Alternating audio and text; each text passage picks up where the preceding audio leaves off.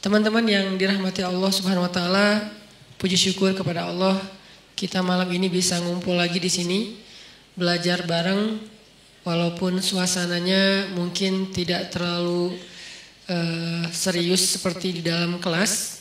Niatin aja pertama kita duduk iktikaf di rumah Allah. Itu aja udah luar biasa pahalanya. Sehingga kalaupun misalnya kita duduk di sini terus dengerin tausiah nggak ngerti, tapi insya Allah ngerti karena tausiahnya nggak terlalu berat. Kalaupun kita nggak ngerti, kita tetap pertama udah dapat pahala iktikaf. Dan iktikaf itu pahalanya kata Nabi fadzalikumur ribat, seperti orang yang berjihad dengan adegan ribat.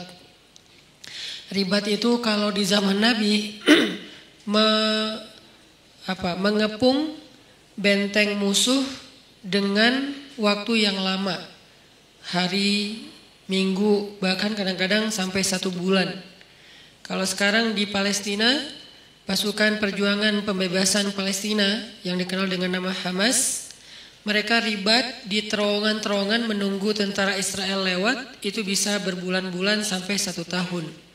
Itu namanya ribat. Jadi berdiam diri sambil ngepung benteng musuh. Nah itu salah satu adegan paling membosankan dalam jihad. Kalau ketemu musuh langsung itu jelas. Atau kalau misalnya serang-serangan itu jelas. Tapi kalau ini nungguin. Ngapain kok ditungguin? Kenapa dikepung? Karena salah satu strategi jihad di zaman itu adalah mengepung benteng supaya orang-orang di dalam benteng itu menyerah karena kehabisan stok makanan. Akhirnya mereka nyerah. Dan ini cara paling sedikit kerugian nyawa itu paling sedikit lewat ribat karena hampir tidak terjadi peperangan. Termasuk Nabi ketika terjadi perang Khandaq atau perang Ahzab itu kan menggali parit ya di sekeliling kota Madinah. Nah musuh datang ngepung sehingga kaum muslimin nggak bisa keluar untuk mendapatkan logistik. Nah dalam masa pengepungan itu Allah Subhanahu wa taala mendatangkan angin yang kencang dan dingin sehingga akhirnya pasukan Abu Sufyan atau pasukan orang kafir itu harus meninggalkan pos mereka dan terbukalah jalur akses logistik untuk kaum muslimin. Itu disebut dengan ribat. Dan orang yang melakukan ribat ini terkenal dengan sabarnya. Orang yang melakukan ribat terkenal ahli ibadahnya. Karena kalau mereka dalam kondisi ribat nganggur, apalagi main game, terus habis baterai nggak bawa power bank kan susah ya. Nah, sehingga orang yang ribat itu dia nggak entertain. Entertain mereka itu ketika ribat apa? Tilawah. Entertain mereka ketika ribat apa? Sholat. Karena sholat buat mereka itu entertain, hiburan kalau bahasa lebih sederhananya. Soalnya Nabi SAW pernah bersabda ketika mau sholat asar, Nabi bilang kepada Bilal, ya Bilal, arihna bis sholah. Wahai Bilal, istirahatkan kami dengan sholat. Jadi buat mereka sholat itu istirahat. Nah ini namanya ribat. Yang mampu melakukan amal ini hanya orang-orang istimewa saja. Yang kekuatan sabarnya luar biasa. Dan ayat ribat itu ada di akhir surat Ali Imran. Ya ayyuhalladzina amanus biru wasabiru warabitu. Rabitu ribat.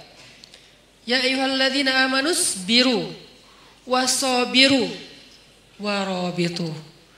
Dia level ketiga. Wahai orang yang beriman, bersabarlah.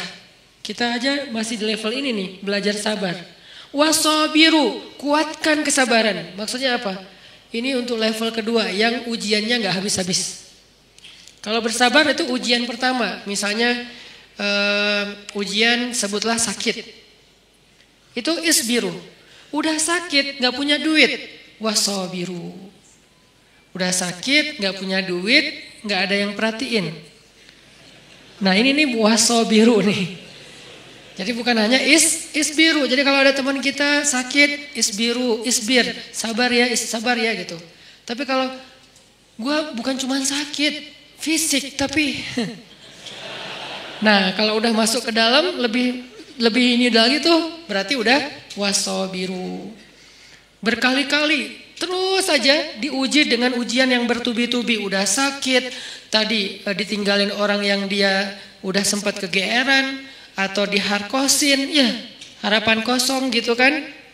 Atau teman-temannya pada cuek sama dia, nggak ada yang peduli, keluarganya jauh, nggak punya uang. Dan segala macam bentuk ujian, kalau udah terkumpul atau beruntun datang ke dalam kehidupan seseorang, maka kalimatnya wasobiru, kuatkanlah kesabaran. Ini level kedua. Di atas level yang kayak gini, yang ujiannya bertubi-tubi, ternyata ada level warobitu, ribat. Berarti ribat itu lebih daripada sabar dan kuatkanlah kesabaran.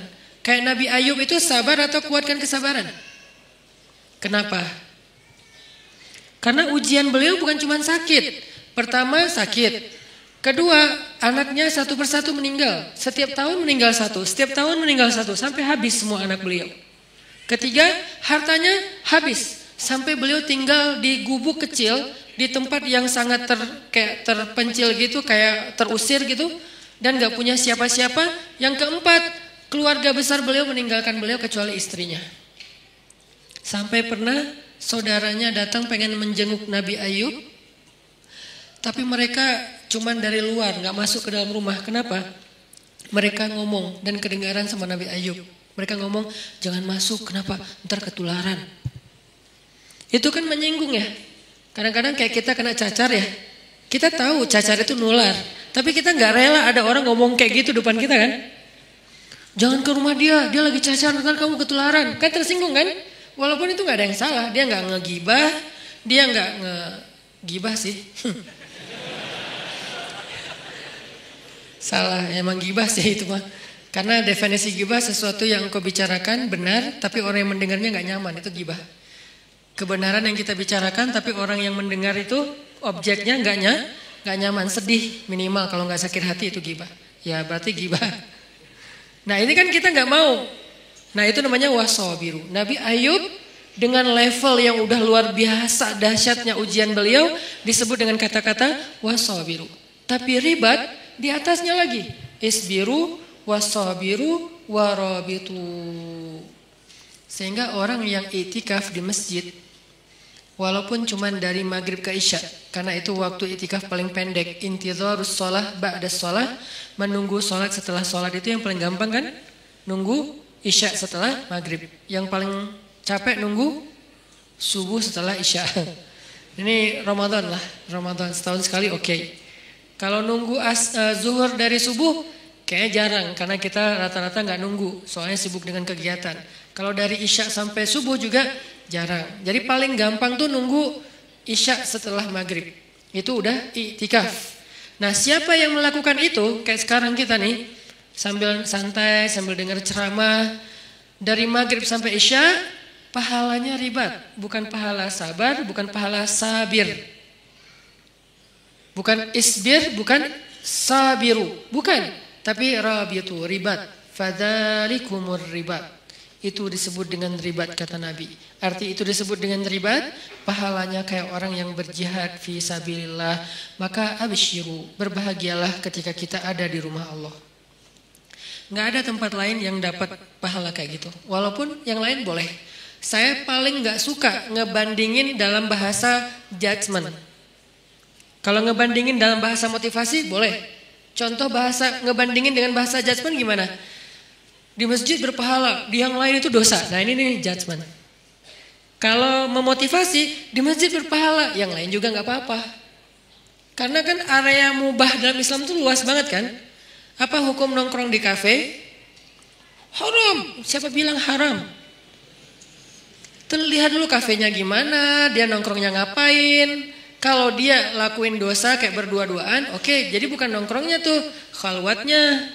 Kalau dia di situ kayak berjudi, berarti judinya. Kalau dia di situ misalnya kayak menggibah, berarti kumpulan gibahnya, perkataan yang sia-sianya. Tapi kalau dia nongkrong sekedar istirahat sebentar, sekarang namanya kafe, dulu namanya warung kopi. Kenapa di warung kopi boleh, di kafe nggak boleh? Lagi-lagi kayak kemarin. Kenapa bergaul boleh, gaul nggak boleh? Ya, kita terjebak dalam diksi. Warung kopi boleh, kafe nggak boleh, padahal sama aja, cuman istilahnya beda. Tapi kan banyak kafe yang aneh-aneh. Allah alam, di Bandung sih banyak yang nggak aneh, keren-keren lah. Artinya kafenya masih standar. Jadi saya nggak mau menjudge bahwa yang selain di masjid sia-sia, yang selain di masjid dosa, yang selain di masjid ahli neraka. Ya nggak gitu juga kali ya. Tapi di masjid terbaik, itu udah pasti. Nggak boleh diragukan dan nggak boleh diperdebatkan. Kenapa? Karena sebentar aja di masjid pahalanya udah kayak jihad. Ada gitu tempat kayak gitu di luar? Ada. Di tempat orang sakit. Siapa yang datang ke rumah sakit atau ke rumah orang yang sakit, maka dia seperti berjalan di antara taman-taman surga. Seperti berjalan di antara taman-taman surga. Itu maksud Nabi itu sebaik-baik tempat di muka bumi itu masjid, maksudnya motivasi, bukan ngebanding-bandingin terus coret semua selain masjid, nggak gitu juga. Jadi buat teman-teman kadang ada yang nongkrong di mana, saya juga nongkrong, nggak apa-apa, tapi masjid harus jadi tongkrongan favorit. Yang lain kayak gimmick atau tambahan-tambahan kayak bonus lah ya. Tapi tongkrongan paling favorit itu adalah nongkrong di masjid. Kalau ada yang nanya, di masjid kok nongkrong? Ya nongkrong itu bahasa Arabnya majlis. I'tikaf, i'tikaf itu artinya berdiam diri. Berdiam diri bahasa anak mainnya nongkrong. Ya, sama aja. Jadi ini tarjamah. 1, niatin i'tikaf. Niatnya gimana Ustadz? Saya i'tikaf, udah selesai gitu. Nggak perlu ribet-ribet, nggak perlu misalnya harus, cari dulu di googling, niat i'tikaf, boleh, nggak apa-apa pakai bahasa Arab, tapi kalau nggak ngerti bahasa Arab, an-niyah fil qalb, niat itu di dalam hati, ya nggak masalah juga, niatin aja, ya Allah saya lagi i'tikaf di rumah Engkau, izinkan ya saya jadi tamu, diam sebagai tamu. Tamu mah jangan terlalu macet ya, loncat sana loncat sini, guling-guling, nah ini mah. Kalau di rumah kita ada yang kayak gitu gimana? Anak kecil aja, dede, takut pecah inilah apa segala macam. Nah, apalagi rumah Allah. Bertamu tenang, saking tenangnya sakinah. Bangun-bangun udah azan isya gitu kan ya. Jadi niatin i'tikaf. Yang kedua, niatin benar-benar dari rumah tadi tuh. Pas teman-teman berangkat ke sini, niatin ngapain? Mau tolabul ilmi, mencari ilmu. Mencari ilmu pahalanya gimana? Dari rumah ke sini dihitung sama malaikat berapa jaraknya. Nanti dikali sekian, minimal kali 10, minimal. Nggak ada yang kurang dari 10 dalam amal soleh dalam Islam tuh. Al-hasanatu bi asyri amsalihha kata ulama. Kebaikan itu 10 kali lipat dan itu diambil dari hadis. Minimal 10, maksimal bi ghairi hisab, enggak ada batas, itu maksimal. Sehingga kalau kita niatin datang ke sini pengen cari ilmu, selain tadi i'tikaf nongkrong di rumah Allah, karena rumah terbaik itu rumah Allah, saya senang aja demen banget nongkrong di rumah Allah, nyaman gitu, dapat rahmat dari Allah. Nah itu udah keren. Satu lagi cari ilmu. Sehingga jarak dari rumah ke tempat kita ini ke masjid nanti dikali sekian oleh malaikat, mudah-mudahan dikalinya ribuan. Kalau dikali 1000, misalnya jaraknya kalau dari rumah saya ke sini sekitar 1 kilo, berarti saya udah lebih didekatkan ke surga 1000 kilo.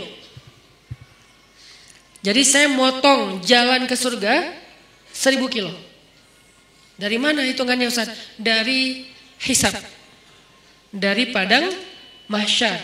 Orang lain jalan 1000 kilo, itu berapa lama? Jalan kaki 1000 kilo teh. 1000 kilo dari sini mana? Sini Surabaya itu 700 kilo. Sini Surabaya balik ke Semarang. Nggak ada kerjaan.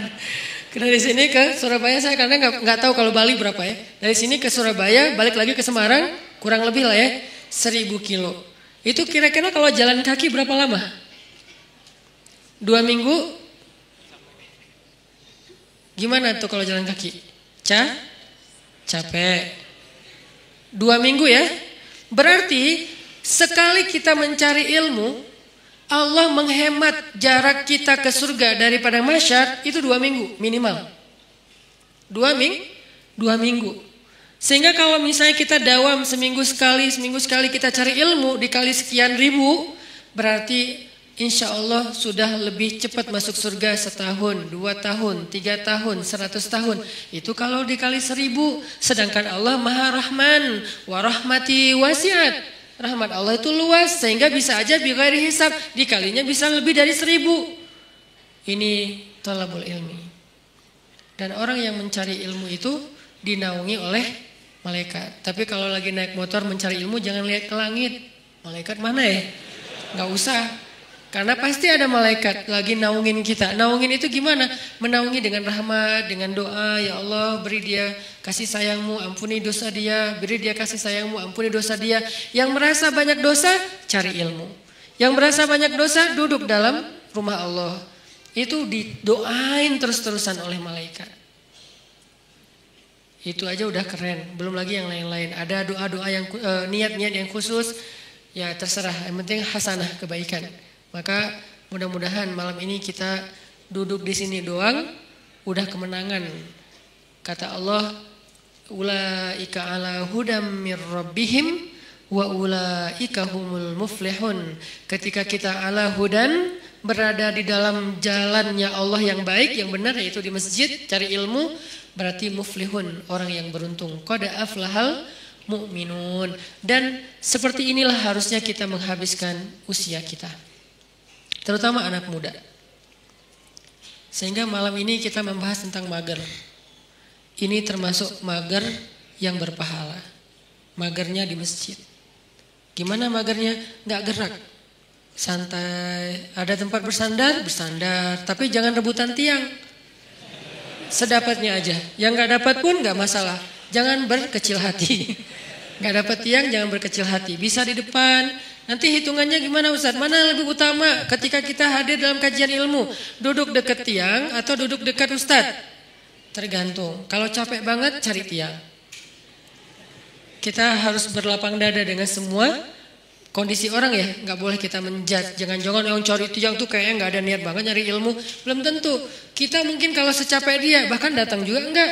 Dia masih mending udah datang walaupun bersandar di tiang. Yang penting jangan sampai pagi, udah sampai beres taklim pulang.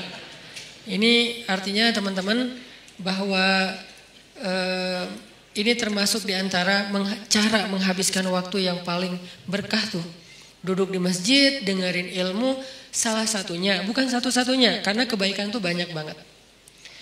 Nah, sesuai dengan judul kita, itu kaitannya dengan wal asr ya, demi masa, innal insana lafi khusr. Manusia itu dalam kerugian illal ladzina amanu wa amilus solihat wa tawasaw bil haq wa tawasaw bis sabr. Kecuali orang yang secara yakin dia orang yang beriman, secara zahir dia orang yang beramal soleh, dan secara mental dia orang yang secara sosial dia orang yang bergaul dalam bentuk wa tawasaw bil haq wa tawasaw bis sabr. Itu orang yang beruntung. Tapi saya bicara tentang memanfaatkan waktu dengan baik. Saya mau membawa kita ke sebuah hadis Nabi SAW tentang 7 golongan yang mendapatkan naungan Allah pada hari ketika tidak ada naungan kecuali naungan Allah. Sab'atun yudhilluhumullahu fi dhillih yawma la dhilla illa dhilluh. Dan dari 7 golongan ini kita gak akan bedah satu persatu. Kita ambil satu aja, nomor 2. Kalau nomor 1 apa? Imamun adil.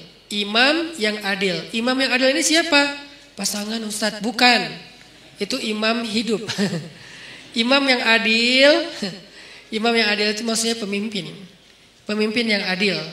Jadi dalam Islam itu pemimpin baru disebut benar itu bukan hanya soleh sendiri. Jadi kalau ngelihat pemimpin, jangan melihat dia rajin tilawah. Itu urusan dia dengan Allah. Itu personal. Dia rajin tahajud. Itu personal, walaupun itu keren. Tapi baru disebut dengan rasyidin, orang yang lurus ketika dia adil. Dalam Islam itu kalau ngomongin pemimpin itu rata-rata yang dibahas adalah kerjanya adil. Kepada rakyatnya. Bukan, oh itu pemimpin terbaik. Kenapa? Ahli qiyamul lail. Bukan itu babnya. Kalau qiyamul lail bab abid, bab seorang yang ahli ibadah. rajin tilawah, bab hafiz qari, bab orang yang menjaga Al-Quran. Bab apa lagi? Umroh, itu bab mu'tamir, orang yang memakmurkan Masjidil Haram. Tapi kalau babnya imam, amir, apalagi istilah yang lain, maka yang diambil dari dia itu adalah keadilannya. Apakah dia adil terhadap rakyatnya? Kenapa kok adil? Karena adil ini universal. Dia bukan pemimpin bagi umat Islam saja, tapi dia pemimpin bagi semua orang yang ada di dalam tempat wilayah tanggung jawab dia. Ada muslim, ada non-muslim. Apakah dia berlaku adil kepada siapapun? Adil di sini dengan makna yang sebenar-benarnya. Bukan subjektif, diinterpretasi sesuai dengan kepentingan. Bukan, dengan makna yang sebenarnya. Nah, yang kedua, sebelum kita salat Isya, yang kedua, yang paling penting malam ini akan kita bahas, syabun nasya'a fi ibadatillah. Pemuda yang tumbuh dalam ketaatan kepada Allah Subhanahu wa taala. Pertanyaannya, siapakah pemuda? Apakah kita masih termasuk pemuda? Kemudian apa yang dimaksud dengan tumbuh dalam ibadah kepada Allah?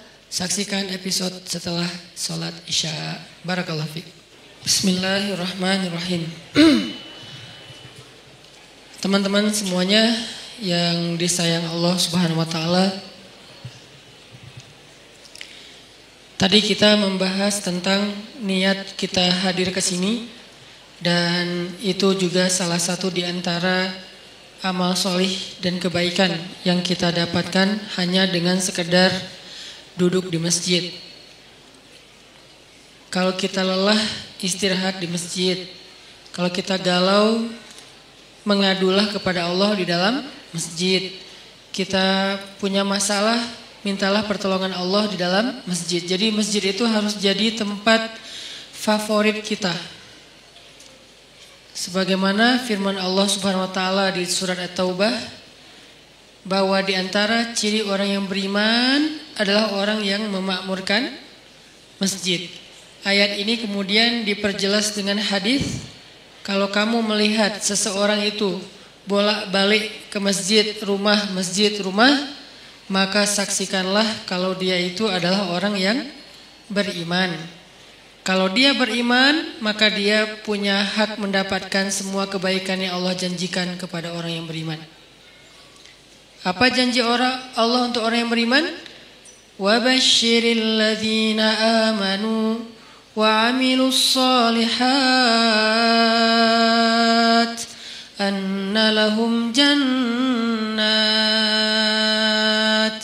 Allah janjikan untuk mereka jannat.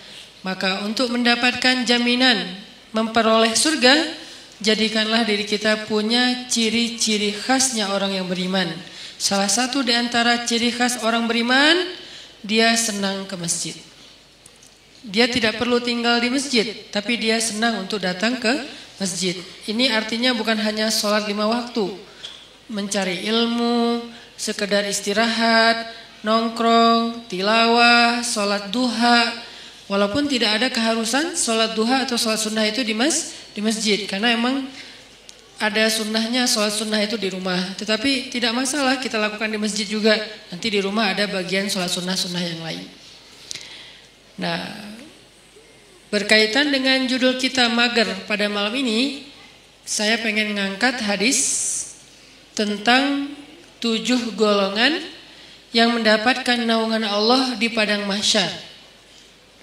Hari ketika nggak ada lagi naungan. Arti nggak ada naungan, kita nggak akan nemu pohon di sana.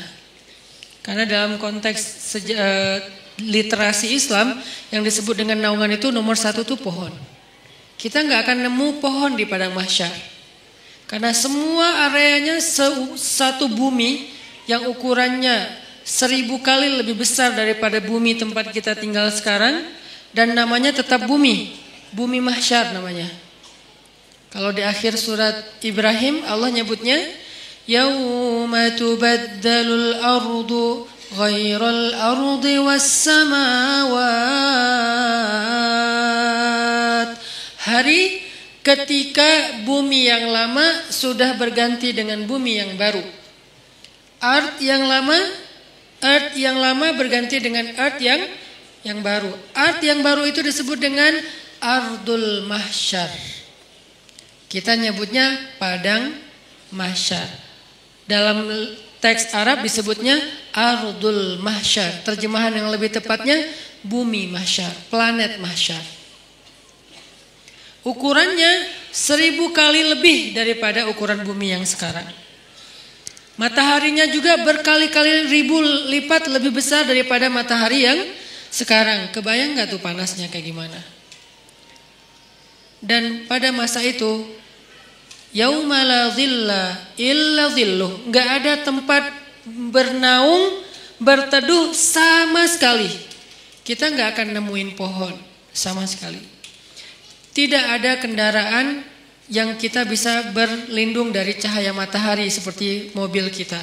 Kalau orang Arab kendaraannya onta, terus di atas onta itu ditaruh semacam tenda gitu kan ya, itu udah gak ada. Kalau dalam konteks modern, mobil. Gak ada rumah tempat kita berteduh dengan ruang ber-AC, sama sekali gak ada. Semua tempat itu panas. Kalau di bumi sepanas apapun kita masih bisa nyari minimarket ya buat ngadem. Kita bisa nyari pohon, kita bisa mencari payung, kita bisa pakai topi, kita bisa dipayungin sama dia. Masih banyak cara gitu untuk berteduh dari matahari. Pertama mataharinya nggak panas-panas amat, keduanya banyak tempat berteduh. Nggak kebayang di padang mahsyar matahari entah berapa kali lebih panas daripada sekarang, dan kemudian buminya juga tidak ada sama sekali kehidupan, tandus setandus-tandusnya. Itu hari yang paling luar biasa, melelahkan. Coba teman-teman renungkan, ingat-ingat ya. Dalam hidup kita pernah gak ngejalanin satu hari yang capek banget di luar rumah? Capek banget di luar rumah. Kalau buat saya pengalaman kayak gitu tuh terjadi pas lagi haji, hari Jumat, haji besar. Saya jalan malam nih, begitu matahari terbenam, jalan dari Arafah ke Muzdalifah. Jalan ke Muzdalifah, sampai di Muzdalifah itu jalan padahal cepat sebetulnya, dekat, tapi karena crowded banget, akhirnya macetnya bukan oleh kendaraan, macet oleh manusia. Kalau di Indonesia, Bandung, Jakarta kita sering macet kendaraan, ini macetnya tuh manusia. Sampai berhenti, tapi manusia. Coba, kalau berhenti kendaraan masih mending, bisa pakai motor, bisa jalan kaki lebih cepat naik mobil daripada naik mobil. Ini orang tapi macet, berhenti. Sampai di Muzdalifah itu udah tengah malam. Padahal kalau normalnya paling juga sejam. Sampai Muzdalifah tengah malam. Muzdalifah langsung tepar di atas tanah, istirahat sebentar, karena emang ada sunnahnya bermalam di Muzdalifah. Tapi kita nggak mungkin bermalam penuh karena ngejar, karena macet, jadi kita kondisional.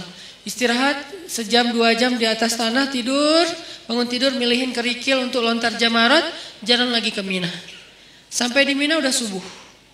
Subuh lontar jamarat. Lontar jamarat, beres lontar jamarat langsung pulang ke Mekah, dan itu semua jalan kaki. Pulang ke Mekah buat tawaf ifadah. Nah itu sampai di Mekah itu udah menjelang zuhur. Tawaf nggak usah jalan, berhenti aja, berdiri aja gitu. Itu kita tawaf sendiri, dibawa oleh arus. Jadi tawafnya gini, 7 putaran, gitu aja, muter. Karena ke bawah arus, saking padatnya manusia. Lalu beres tawaf yang kayak gitu kondisinya, udah jalan dari kemarin maghrib sampai siang nih jalan terus, tidur baru 2 jam, itu juga gak jelas. Kemudian balik lagi ke Mina, karena harus masuk Mina sebelum matahari terbenam. Kalau masuk pas matahari udah terbenam, nanti kena denda. Akhirnya kita ngejar, balik lagi ke Mina, perjalanan sekitar 3 jam lebih. Itu adalah hari yang paling melelahkan dalam hidup saya di luar rumah. Dan padang mahsyar, kalau dibandingkan dengan itu tuh bukan kerikil lagi, lebih kecil dari kerikil kepayahannya, gak ada apa-apanya. Padang mahsyar lebih dahsyat dari itu. Jalannya bukan setengah hari kayak saya cerita tadi, jalannya bisa 100 tahun, bisa 1000 tahun, bisa sekian puluh ribu tahun. Itu jauhnya benar-benar jauh. Nggak ada kendaraan, benar-benar nggak ada kendaraan. Nggak ada naungan, benar-benar nggak ada naungan. Tandus setandus-tandusnya. Itu yang disebut oleh Nabi, yauma la dhilla illa dhilluh. Nggak ada naungan sama sekali kecuali naungan Allah. Cuman satu-satunya tempat kita berteduh, nggak akan kepanasan, nggak akan kepayahan, cuman berada di bawah naungan Allah. Masalahnya cuman ada 7 komunitas yang masuk ke dalam naungan itu. Sisanya enggak. 7 komunitas ini pun ternyata saringan dari orang mukmin, saringan dari orang Islam. Jadi bukan masalah yang penting saya udah Islam, enggak. Dari orang Islam sendiri masih disaring lagi benar-benar yang spesial. 7 golongan kalau bahasa resminya, 7 komunitas, 7 geng kalau bahasa anak nongkrongnya, cuman ada 7 kelompok. Salah satu dari 7 kelompok itu, nomor 2-nya adalah syabun nasya'a fi ibadatillah. Pemuda yang tumbuh dalam ibadah kepada Allah atau dalam ketaatan kepada Allah. Pertanyaannya, apa definisi syab atau pemuda? Secara usia dalam Islam, pemuda itu usia di bawah 40 tahun. Itu syab. Secara status belum menikah. Kalau udah menikah Ustadz, udah bukan syab. Karena ujiannya nggak seperti yang belum menikah. Beda, saya pernah ngerasain. Berat. Apalagi ada satu teman saya, kemarin baru ditinggalin mantan. Mantannya nikah. Ngirim pula hasil video-video sama fotonya ke dia.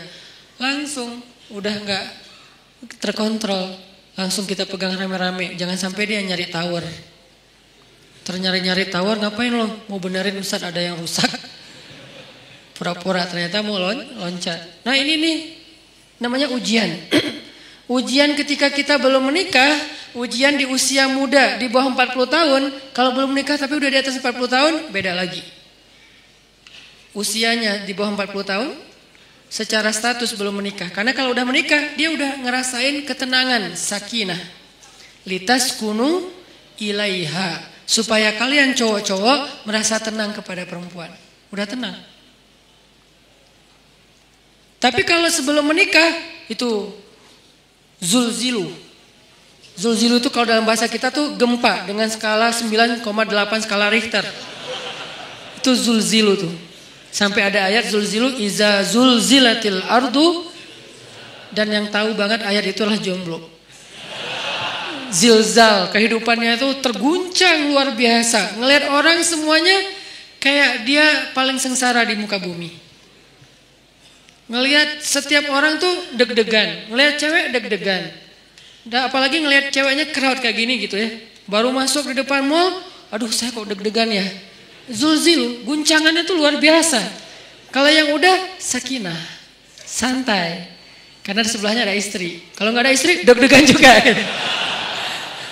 Intinya mah beda ujiannya. Karena beda ujiannya, maka beda pula rewardnya.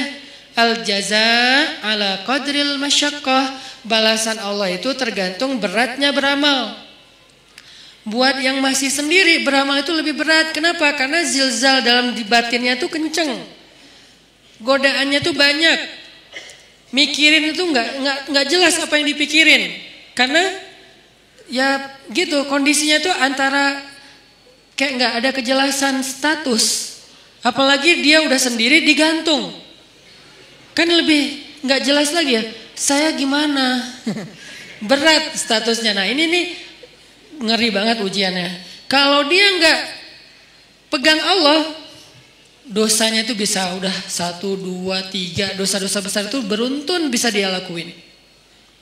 Udahlah kayak gitu, nggak tahu harus melampiaskan kepada yang halal, dia tinggal di antara kelompok masyarakat yang tidak terjaga, yang penuh fitnah, tinggal di kos-kosan, kos-kosannya campur cewek cowok, dan di situ itu anak-anak yang mungkin belum semuanya pada paham agama atau taat beragama, sehingga biasa aja ngobrol, keluar dari kamar itu pakai daster biasa. Itu kan zilzal kan, Itu ujian yang berat. Terus harus kemana? Kalau yang udah nikah, pulang ke rumah. Kita pulang kemana? Zilzal kan? Guncang. Gak usah diterusin kata-katanya. Masa saya harus bilang ke kamar mandi Ustaz? Enggak lah. Maka itu kan dosa kan? Jadi dosa juga nih. Terus gimana dong? Kita harus ngapain Ustaz? Nah disitulah ujiannya. Sehingga kalau dalam kondisi kayak gitu, dia bisa istiqomah, dia bisa tetap taat kepada Allah, itu dia istimewa banget. Lebih istimewa daripada yang udah nikah. Makanya buat yang udah nikah, udah mungkin kesempatannya bukan di nomor 2, di nomor 1, nomor 3, 4 sampai 7 kan. Tapi yang nomor 2 udah lewat. Karena dia nggak dapat lagi ujian seberat syab, anak muda. Ujiannya udah nggak kayak mereka. Saya pernah dengar 2 anak muda sama-sama lagi ngobrolin tentang perasaan. Itu nggak ada yang dengar. Dua-duanya ngomong dan curhat. Lu masih mending gua. Ya itu mah nggak ada apa-apanya gua. Terus aja masih sama-sama curhat. Saking zilzalnya tuh luar biasa. Dan saya senyum-senyum aja. Ustaz kok diam aja sih? Sakinah. Beda kita, beda nasib. Malah saya panas-panasin, saya telepon istri saya. Yang gimana, apa segala macam. Wah Ustaz mas sengaja. Telepon lagi sekali lagi. Kok 2 kali Ustaz? Ya gitu deh pokoknya. Wah makin zilzal mereka. Sampai ini kenapa Ustaz kita lagi gempa ya? Ini nih ujian anak muda. Makanya karena diuji kayak gini, akhirnya ya kalau dia bisa tetap istiqomah, konsisten, komitmen dengan batasan syariat, maka dia istimewa di sisi Allah. Dan juhdun, pengorbanan dia untuk menjaga diri dalam kondisi yang berat kayak gitu, itu yang Allah hargain nanti di padang mahsyar. Kesini wahai anak-anak muda, kumpul-kumpul. Yang mengikuti jejak Yahya alaihissalam, yang mengikuti jejak Maryam radhiyallahu anha. Karena mereka 2 simbol, satu lagi Yusuf alaihissalam. 3 simbol anak muda yang di masa mudanya banyak godaan. Yusuf digoda, Yahya digoda, Maryam digoda, tapi istiqomah tidak berbuat dosa sampai Allah menentukan kebaikan setelahnya. Kebaikan Yusuf akhirnya menikah juga. Kebaikan Yahya akhirnya syahid. Kebaikan Maryam akhirnya diberikan anak tanpa punya suami. Allah menentukan nasib yang berbeda-beda. Tapi semasa mereka diuji, 3-tiganya itu simbol dari istiqomah. Benar-benar istiqomah. Keren banget tuh 3-tiganya. Maryam saking istiqomah, hampir gak kenal cowok dalam hidupnya. Hampir gak kenal cowok dalam hidupnya. Yusuf saking istiqomah, itu digoda sama cewek di dalam ruangan. Dan ceweknya itu bukan cewek biasa. Bukan hasil editan pas ketemu kok beda. Enggak. Ini cewek benar-benar cantik. Enggak diedit, emang benar-benar cantik. Dan insya Allah semua ada di sini. Daripada mereka tiba-tiba pulang satu persatu ntar ya. Kok sepi di atas? Sebel sama Ustadz. Ini cewek benar-benar cantik. Cantiknya itu diakui. Jadi kayak Miss Mesir lah. Bertahun-tahun dia dapat piala Miss Universe, malah bukan Miss Mesir lagi. Itu cantiknya cantik beneran. Sampai direkam kecantikannya di dalam banyak riwayat. Dan dia udah nutup pintu, manggil Yusuf ke kamar, beresin kamar kotor. Datang aja Yusuf dengan polosnya, bawa kemoceng, bersih-bersih. Pas sudah masuk kamar, ditutup pintunya dari dalam, dikunci. Ceweknya datang ke Yusuf, itu cewek ditaksirin, dikecengin semua orang cowok-cowok yang ada di Mesir. Semua berandai-andai seandainya saya jadi suaminya, seandainya saya jadi suaminya. Yusuf sekarang ada di dalam kamar berdua sama cewek itu. Yusuf juga bukan cowok biasa. Semua cewek se-Mesir juga, seandainya saya istri Yusuf, seandainya saya. Jadi 2 nih selebgram Mesir. Maksudnya semua orang tertarik kepada mereka saking keren-kerenah. Cowoknya keren, ceweknya kerenah, dua-duanya keren lah. Ini 2 orang yang keren nih berkumpul di satu ruangan, dikunci, dan ceweknya tuh rawadathu. Rawadat itu ngegodain. Gimana Ustaz? Gak usah diimajinasikan. Cukup kayak gitu aja pokoknya. Dipanggil mungkin, tapi nggak sampai berbuat dosa ya. Dipanggil atau kesini wahai Yusuf, aku mencintaimu, nggak ada siapa-siapa, kamu nggak usah khawatir, aku akan rahasiakan apa yang terjadi hari ini di sini dan segala macam. Wah itu udah luar biasa. Wahammat bihi, dia tuh bergairah kepada Yusuf dan Yusuf normal. Kalau nggak normal nggak ada ujian. Maaf saya nggak tertarik sama cewek, nggak ada mas, nggak ada ujian. Jadi nggak perlu diteladanin kan, karena dia tidak wajar. Tapi Yusuf ini normal. Apa dalil bahwa Yusuf normal? Wahamma biha. Makanya kalau kita baca Quran tuh tafsirnya tuh yang detail, kata demi kata. Wahammat bihi, wahamma biha. Yang ceweknya bergairah kepada Yusuf, yang Yusuf juga bergairah kepada cewek tersebut. Sama-sama bergairah, sama-sama tertarik. Tiba-tiba Allah tunjukin burhan, muncul wajah Yakub di depan Yusuf. Yakub dalam keadaan ekspresi sedih, gini aja. Gitu ekspresi Yakub. Sedih banget Yusuf sampai kayak gini. Jangan sampai ayah bakal kecewa banget kalau kamu sampai ngelakuin ini. Buat apa ilmu yang ayah ajarin selama ini? Buat apa pengorbanan ayah selama ini? Kamu lupa dengan semua nasihat ayah seolah-olah ya. Tapi dalam bentuk film yang kayak 3D banget. Dan itu ada di depan muka Yusuf, disebut dengan istilah burhan kalau dalam teks ayatnya. Burhan itu tampil wajah Yakub dengan wajah sedih. Langsung Yusuf lupa sama cewek itu, lari, ditarik dari belakang. Saking kencengnya narik, sampai sobek bajunya. Banyak pelajaran sih dalam adegan ini. Salah satu pelajarannya itu tentang parenting. Tentang cara ayah mendidik anak sampai muncul burhan itu gimana. Nanti di kesempatan lain lah kita bahas.